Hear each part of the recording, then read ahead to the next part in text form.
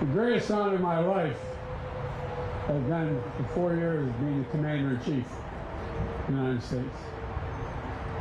The fact is that I don't think if I had come from any other state that would have happened. But in Delaware, everybody knows everybody. And it's important. It's important because, you know, we had that expression for the longest time. We do things the Delaware way. The Delaware way. Members of the House and Senate know, Democrat or Republican. We wanted to work together for the benefit of Delaware.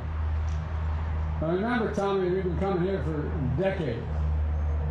First time I was here, I was reminded of that quote from R.G. Ingersoll, who said, "When the will defies fear, when duty throws the gauntlet down to fate, when they shun compromise with death, that's heroism."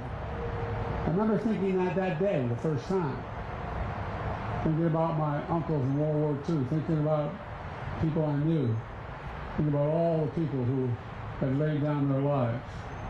And ladies and gentlemen, it's good to be with so many friends on this solemn occasion. Tommy, Kyle, Lisa, Sarah, Nolan, and you're all outstanding leaders and proud Delawareans. And Chaplain, thank you for your invocation. I want to acknowledge the keynote speaker today, a pathbreaker and a patriot, Chief Warrant Officer Ernestine Epps. Ernestine, thank you. Thank you for being willing to do this. I'm looking forward to hearing you. Folks, every year we come together to remember the brave women and men who gave their all for this nation, or as Lincoln called it, the last full measure of devotion. That's what it was, the last full measure of devotion. They laid down their lives so we could live our lives in peace, and maybe the most important word, with possibilities. And I know I speak for everyone here, and when I say we remember them every single day, not just this day, but every day, the people assemble under this tent. We remember them every day.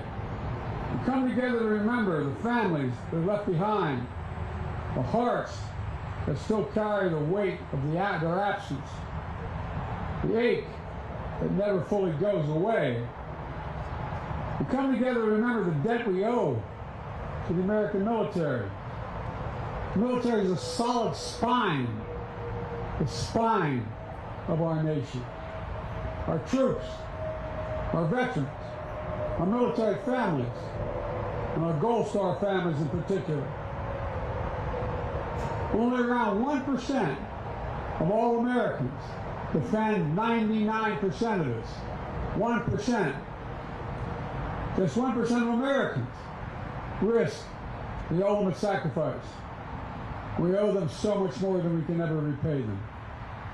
We have many obligations as a nation, but only one truly sacred obligation. Sacred obligation. That's to equip those who send into harm's way and care for them when their families when they come home and when they don't come home. It's a sacred obligation.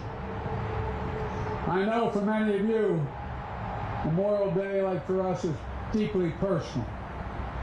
For the Bidens, this day is the 10th anniversary of the loss of my son Bo, spent a year in Iraq.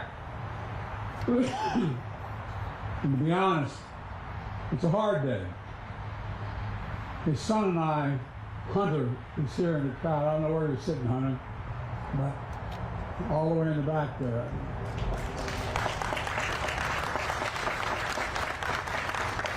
His daddy came to this event with me about the same age and stuff. He just graduated from high school, heading off to college. And you know, it's being with all of you, quite frankly, makes things a little bit easier. It really does. So thank you for allowing me to grieve with you. Some of you know, some of you knew my son Bo. He served in the Delaware National Guard, including a year in Iraq. Remember, I got a phone call. I was watching his dad. Thinking, what are you doing Friday? I said, what do you need? And he said, I want you to pin my bars on. I said, pin your bars on? You have 2 kids, you know? Dad, somebody's got to do this, Dad. Proudest day of his life was putting that uniform on. That's not a joke. That's not hyperbole. That's real. And you know, one of the proudest things I ever did, putting those bars on him. And it means so much to our family. The headquarters, the Delaware National Guard, have been renamed after Bo. His legacy lives on. His children, his grandchildren, his great-grandchildren, like those you lost, will be remembered. They'll remember who he was. And just like the legacy of all our fallen heroes live on, they live on in us. And they live on in the strength and freedom of our nation. That sounds like hyperbole, but it's real. It's literal. So everyone who came here today to grieve, with grief in their heart, please know you're not alone. You'll never be alone. And your loved one will never be forgotten. Period. My friends, Memorial Day is about something profound. Our politics have become so divided and so bitter. All the years I've been doing this, I never thought we'd get to this point. But we are. Our troops don't wear a uniform that says, I'm a Democrat or I'm a Republican. It says, I'm an American. I'm an American. That's who I am. I'm serious about this. I'm not joking.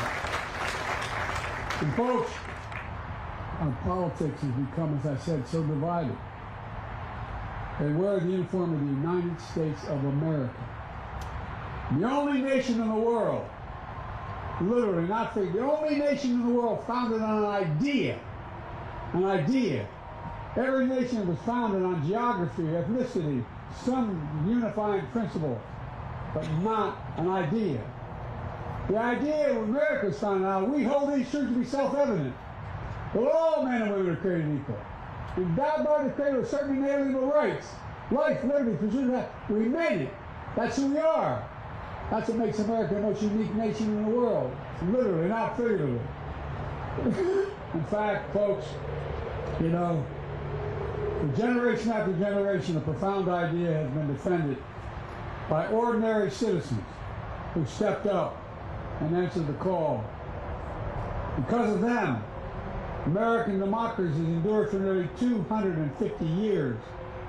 Every generation has to fight to maintain that democracy.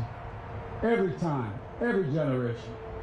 Because of them, our government is still of the people, by the people and for the people. They are we, and we are still free. And now, we must make sure that sacrifice has never been in vain. Let me close with this.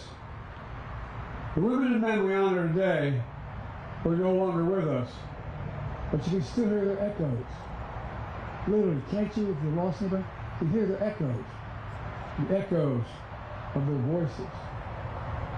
They're asking, what will we do? We who are alive, we who remain. They're not asking us to risk our lives. They're asking us to stay true to what America stands for. They're not asking us to do their jobs. They're asking us to do our job, to protect our nation in our time, now, to defend democracy, be part of something bigger than ourselves. So today, let's renew our pledge to honor our heroes. I mean it sincerely. Renew our pledge to honor our heroes. Think of what they did. Think what they'd be doing if they were standing here today with us. Not only with our words, with our deeds. To care for their families. To support our veterans. With more, not less. I get really angry when I hear about veterans are seeking too much. They're not enough. That's why I wrote the legislation relating to Gold Star families and the rest. It's an obligation we have. It's a matter of honor. Honor. Ladies and gentlemen, to make sure our democracy always lives up to their bravery. To their bravery. I want to thank you very much, and I want to recognize a guy who's brand new to all this. He's only a little over 100 years old. But I tell you what, man, every time I come, I love seeing him because he always pats me on the face and gives me a kiss. Sir, thank you for all you've done. Your generation and every generation since then. And folks,